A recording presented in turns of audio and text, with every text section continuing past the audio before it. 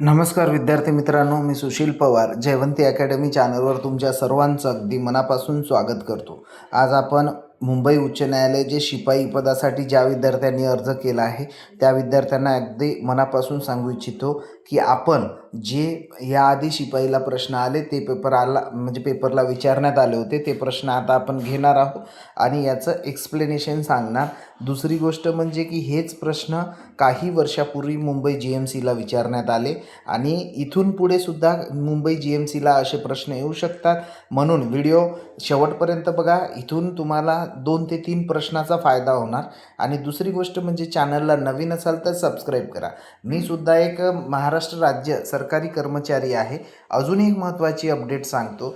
जर तुम्ही चॅनलला लाईक केलं, नोटिफिकेशन ऑन केलं की इथून पुढे जो व्हिडिओ येईल GKसाठी ते तुमच्यासाठी अपडेट देतील. ठीक आहे, चला वेळ न घेता पहिला प्रश्न आपण स्क्रीनवर बघतोय. महात्मा गांधी भारतात कायमस्वरूपी परत कधी आले? बघा, महात्मा गांधी भारतात आले म्हणजेच याचाच अर्थ ते गेले होते भारताच्या बाहेर. कुठे गेले होते तर आफ्रिकेला. कुठे गेले होते? आफ्रिकेला गेले होते. कधी गेले होते तर 1893 साली. कधी गेले होते? 1893ला ते आफ्रिकेला एज्युकेशनसाठी गेले होते. त्यानंतर 1893ला गेले आणि ह्याच वर्षापासून 1893 पासूनच भारतामध्ये काय सुरुवात झाली तर गणेश उत्सवला सुरुवात झाली. गणपती उत्सव भारतात कधीपासून सुरू करतात? 1893 पासून झाला. कोणाच्या काळात कोणी केलं ही सुरुवात तर लोकमान्य टिळक. 1893ला गेले आणि 9 जानेवारी कधी 9 जानेवारी 1915 साली ते भारतात परत आले. म्हणून हा 9 जानेवारी बघा, पेपरला प्रश्न असा पण येऊ शकतं की भारतामध्ये राष्ट्रीय प्रवासी दिवस कधी साजरा करतात तर 9 जानेवारी. आणि कधी आले ते परत 1915 साली. ठीक आहे, पहिला प्रश्न झाला. त्यानंतर नेक्स्ट क्वेश्चन तुम्हाला स्क्रीनवर दिसते. इथे दिसते भारतातील सर्वोच्च न्यायालयाचं मुख्यालय कुठे आहे? सुप्रीम कोर्ट जो आहे भारताचं त्याचं मुख्यालय विचारले. सुप्रीम कोर्ट दिल्लीला आहे आणि त्याचं मुख्यालयसुद्धा कुठं आहे? दिल्लीला आहे. त्यानंतर जर प्रश्न विचारला सुप्रीम कोर्टचे सध्याचे सरन्यायाधीश कोण आहे आत्ता, तर तुम्हाला कमेंटमध्ये करायचं आहे, याचं उत्तर द्यायचं आहे. सुप्रीम कोर्टचे सध्याचे सरन्यायाधीश कोण आहे त्याचं नाव सांगायचं आहे आणि ते कितवे आहे तर 53वे आहे. कितवे? सुप्रीम कोर्टच्या जे सरन्यायाधीशाला शपथ कोण देतं तर राष्ट्रपती देतं.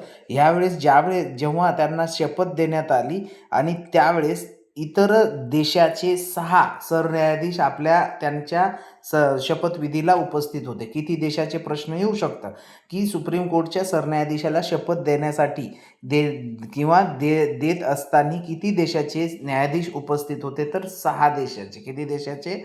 6. पेपरला येऊ शकतं.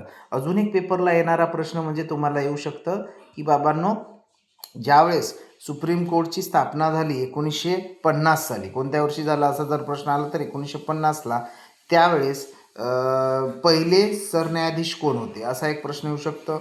अजून एक महत्त्वाचा प्रश्न, हे कमेंट करायचं तुम्हाला. अजून एक महत्त्वाचा प्रश्न येते की बाबा सुप्रीम कोर्टची स्थापना ही भारतीय संविधानातील कलम किती आहे? कोणत्या कलमाअंतर्गत सुप्रीम कोर्टची स्थापना झाली म्हटलं तर 124 कलम होती. कोणती? 124 नुसार झालेली आहे. त्यानंतर सुप्रीम कोर्टला एकच प्रश्न बस झालं एवढंच, कारण जास्त घेतलं तर बोरिंग होईल तुम्हा लोकांना. नेक्स्ट क्वेश्चन आहे, संयुक्त राष्ट्रसंघाची स्थापना कधीची आहे? UN ज्याला बोलतो, युनायटेड नेशन UN ज्याला बोलतो, त्याची स्थापना विचारली आपल्याला तर ती आहे 1945 साली, 1945ला. आणि याचं मुख्यालय कुठं आहे तर अमेरिकेमध्ये. कुठे? न्यूयॉर्कला आहे. UNचं मुख्यालय कुठे आहे? न्यूयॉर्क. यामध्ये एकूण सदस्य देश किती आहे म्हटलं तर 193 देश आहे. ठीक आहे, नेक्स्ट क्वेश्चन तुमच्या स्क्रीनवर येतोय. इथे दिसतंय तुम्हाला, पश्चिम घाटाला आणखी कोणत्या नावाने ओळखले जाते? म्हणजे पश्चिम घाट म्हणजेच काय? त्याला सह्याद्री पर्वत म्हटलं जातं. हा सह्याद्री पर्वत. पश्चिम घाटाला सह्याद्री म्हणतात. सह्याद्री बघितलं असणार तुम्ही. इथे बघा, तुम्हाला दिसते स्क्रीनवर, हा आपला मॅप आहे इंडियाचा. हा मॅप आहे. ठीक आहे, इथे आपला असा महाराष्ट्राचा मॅप आहे. हा महाराष्ट्र झाला. हा इथून सह्याद्री पर्वत चालू होतो तर इथे तामिळनाडूपर्यंत. ठीक आहे, 4 राज्यामध्ये सह्याद्री पसरला आहे. हा सह्याद्री पर्वत आहे, इथून जो डार्क दिसतोय तुम्हाला. मग सह्याद्री पर्वताला हा पेपरला आला आहे प्रश्न की जागतिक वारसा स्थळ कधी घोषित केलं सह्याद्रीला तर 2012. कधी? 2012 साली सह्याद्रीला जागतिक वारसा स्थळ मिळाला आहे. किती राज्यात पसरला आहे? 4. आणि त्यालाच आणखी काय म्हणतात तर पश्चिम घाट असे म्हणतात. ठीक आहे. नेक्स्ट क्वेश्चन तुमच्या स्क्रीनवर दिसतंय. आपण जे देतो ते पेपरला येतं, एवढं लक्षात ठेवा तुम्ही लोक. नेक्स्ट क्वेश्चन आहे, नोबेल पारितोषिक कोणत्या देशात सुरू करण्यात आले? जो नोबेल पुरस्कार आहे तो कोणत्या देशात, म्हणजे कोणत्या देशातर्फे दिला जातो? नोबेल पुरस्कार हा स्वीडन या देशाकडून दिला जातो. कोणता देश? स्वीडन या देशाकडून दिला जातो नोबेल पुरस्कार. ठीक आहे. आणि जर विचारलं नोबेल पुरस्काराची सुरुवात कधीपासून झाली तर 1901 पासून. सर्वोच्च पुरस्कार आहे, 1901 पासून दिला जातो. जर अजून प्रश्न आला डीपमध्ये की पहिले भारतीय नोबेल विजेते कोण आहे तर रवींद्रनाथ टागोर. गीतांजली या कादंबरीसाठी त्यांना ते देण्यात आलं होतं. 1901 साली सुरुवात झाली पहिले भारतीय गीतांजली. ठीक आहे. त्यानंतर नेक्स्ट क्वेश्चन आहे इस्रो म्हणजे काय? तर इस्रोचं फुल फॉर्म विचारलंय तुम्हा लोकांना. तर इस्रो म्हणजे आय म्हणजे इंडियन, एस म्हणजे स्पेस, आर म्हणजे रिसर्च आणि organisation. Indian space research organisation. इस्रोची स्थापना जर विचारली तर 1969 या वर्षी झाली. 1969ला. अतिशय महत्त्वाचे प्रश्न आहे. आणि जर विचारलं इस्रोचे आत्ताचे अध्यक्ष कोण आहे हे पण विचारू शकतं. हे सुद्धा तुम्हाला कमेंट करायचं आहे. ठीक आहे. त्यानंतर नेक्स्ट क्वेश्चन तुमच्या स्क्रीनवर येतं, पर्यावरण दिन कधी, कोणत्या दिवशी साजरा केला जातो? पर्यावरण जागतिक पर्यावरण दिन कधी? 5 जूनला. कधी करतात म्हटलं तर 5 जून. वर्ल्ड एन्व्हायरमेंट डे 5 जूनला साजरा केला जातो. ओके. नेक्स्ट क्वेश्चन तुमच्या स्क्रीनवर दिसतंय. हे आलेले प्रश्न आहे पेपरला. नेक्स्ट क्वेश्चन आहे, WHO स्थापना कोणत्या वर्षी झाली? WHO म्हणजे वर्ल्ड हेल्थ ऑर्गनायझेशनची स्थापना कधीची आहे? कोणत्या वर्षी झाली? तर WHO स्थापना सांगा कधी झाली?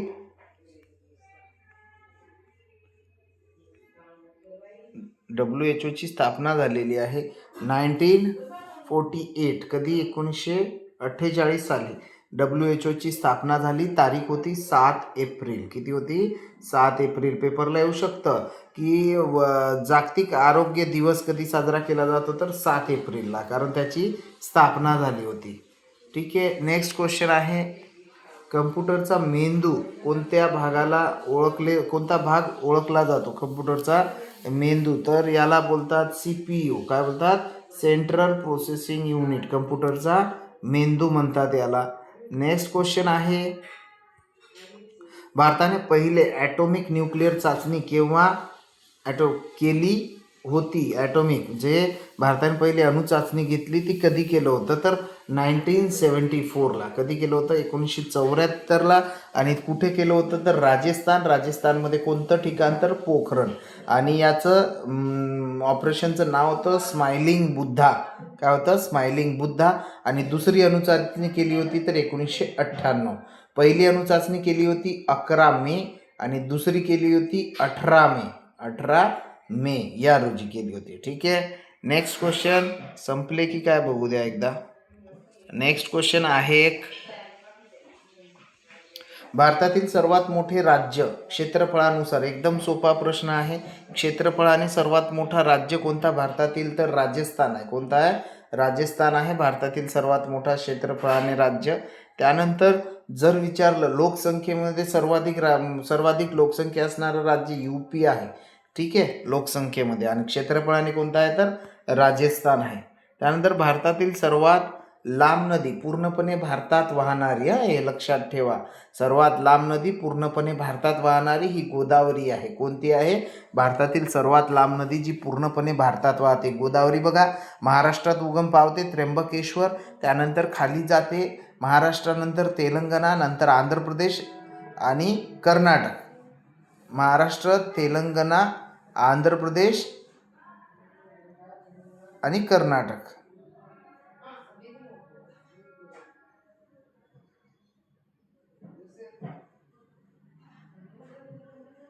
सॉरी 3 राज्यातून जाते. महाराष्ट्र एक आहे, महाराष्ट्रातून खाली येते तेलंगणात जाते, तेलंगणातून नंतर आंध्र प्रदेश. किती राज्य झाले तर 3 राज्यातून वाहते आणि आंध्र प्रदेशमध्ये जाऊन बंगालच्या उपसागराला मिळते. नेक्स्ट क्वेश्चन आहे, गोदावरीची लांबी जर विचारलं एकूण तर 1668.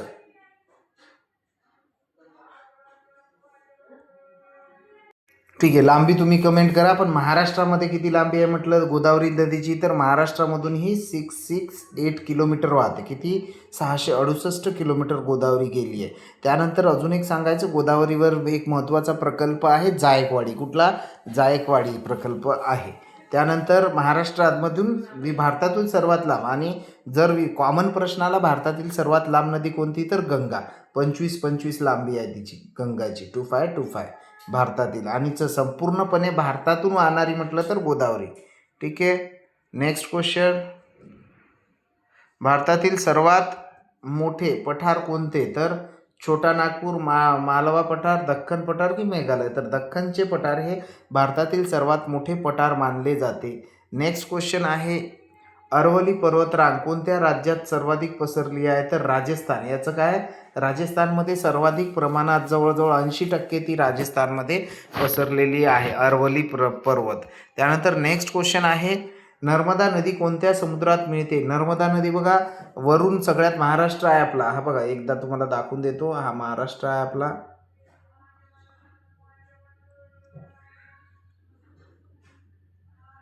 हा महाराष्ट्र आहे. ठीक आहे. इथून नर्मदा येते मध्य प्रदेशमधून, अशी वाहत जाते आणि इकडे आहे अरबी समुद्र. मग नर्मदा नदी कोणत्या समुद्राला जाऊन मिळते, तर अरबी समुद्राला जाऊन मिळते. महाराष्ट्रातील फक्त एक जिल्ह्यातून वाहते, तो म्हणजे नंदुरबार. त्यानंतर नेक्स्ट क्वेश्चन आहे, भारतातील सर्वात जास्त पर्जन्य असलेले ठिकाण कोणते, म्हणजे भारतामध्ये सर्वात जास्त पाऊस कुठे पडतो, तर मोसिनराम. किंवा प्रश्न येऊ शकतं, मोसिनराम हे भारतातील सर्वात जास्त पावसाचे ठिकाण असून कोणत्या राज्यात आहे, तर मेघालय. मेघ माहिती आहे, असे ढग असतात, मग ढग, ठीक आहे, या ढगातूनच पाणी पडतं ना, मग या ढगालाच हिंदीमध्ये काय बोलतात, मोसिन. मेघालय म्हणजेच मोसिनराम, असं लक्षात ठेवा. नेक्स्ट क्वेश्चन आहे, पश्चिम घाटाला आणखी कोणत्या नावाने हे झालं आपलं सह्याद्री. एक आहे, हडप्पा संस्कृतीचा शोध कोणी लावला, तर दयाराम साहनी. हडप्पाचा शोध कोणी लावला, दयाराम साहनी. अजून संपले, एवढे क्वेश्चन होते. व्हिडिओ आवडला तर लाईक करा आणि या चॅनलला सबस्क्राईब करून ठेवा. धन्यवाद.